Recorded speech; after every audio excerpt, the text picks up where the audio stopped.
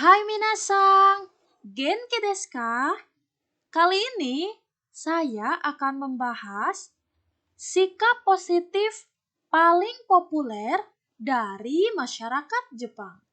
Minasang disimak ya. Setiap negara memiliki masyarakat yang berbeda. Tidak hanya soal tradisi dan budaya, tetapi juga mengenai sikap. Sangat banyak negara-negara yang memiliki keunikan dan keunggulan masing-masing dari sikap para masyarakatnya.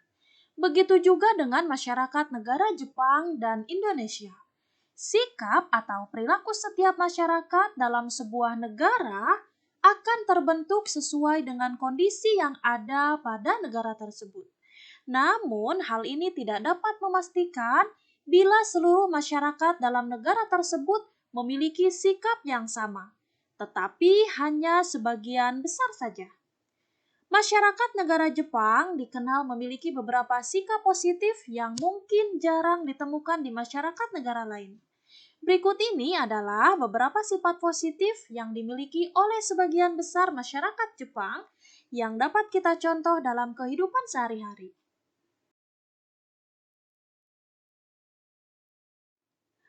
Yang pertama, sopan.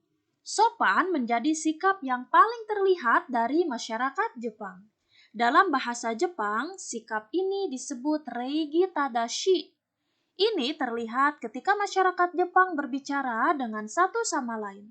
Seperti misalnya, seringnya penggunaan panggilan berdasarkan tingkatan atau derajat di masyarakatnya, yaitu seperti kata sensei yang selalu diucapkan kepada seorang guru atau pengajar. Kemudian senpai, kepada seseorang yang lebih berpengalaman dan masih banyak lagi tentunya. Selain itu, sikap sopan orang Jepang juga terlihat dengan seringlah memberikan hormat dalam beberapa pertemuan. Selain itu, memberikan hormat dalam tradisi Jepang lebih terasa sopan dengan membungkukkan badan ketimbang dengan hanya bersalaman tangan saja. Yang kedua adalah kerja keras. Ini salah satu sikap masyarakat Jepang yang juga sering terlihat dan diakui oleh banyak masyarakat asing. Lihat saja bagaimana suksesnya negara Jepang meskipun sempat terpuruk karena ikut dalam Perang Dunia. Bahkan, rata-rata jam kerja di negara Jepang lebih banyak dibandingkan negara lain. Sehingga, sering juga terlihat masyarakatnya yang tidak memiliki banyak waktu untuk beristirahat. Oleh karena itu juga, pada akhir pekan, mereka akan sangat menghargai waktu bebas tersebut dengan berjalan-jalan atau berlibur bersama keluarga atau rekan-rekan terdekat. Pekerja keras atau dalam bahasa Jepang disebut hataraki mono merupakan kata yang pas untuk menjelaskan pola pikir masyarakat negeri Sakura ini. Pekerjaan menjadi hal yang sangat penting bagi masyarakat Jepang untuk dapat hidup. Bahkan sampai ada kata karoshi yang artinya adalah mati karena kerja keras. Bukan hal aneh lagi bila banyak masyarakat Jepang yang masih bekerja di luar jam yang ditentukan. Yang ketiga adalah rasa hormat. Sama seperti sikap sopan, rasa hormat adalah salah satu yang paling penting dalam kehidupan masyarakat Jepang. Oleh karena itu, terlihat dari bagaimana interaksi masyarakat Jepang terhadap orang sekitar yang derajat atau usianya lebih tua. Semakin tua usia seseorang di Jepang dan semakin bijaksananya seseorang, akan semakin terhormat seseorang diperlakukan di Jepang. Bahkan dianggap tidak sopan atau hormat bila kita menggunakan bahasa yang tidak formal kepada seseorang yang lebih tua dari kita, terkecuali mereka adalah anggota keluarga kita. Selanjutnya, rasa malu. Masyarakat Jepang terkenal sangat pemalu, namun bukan dalam hal malu yang sepele ya.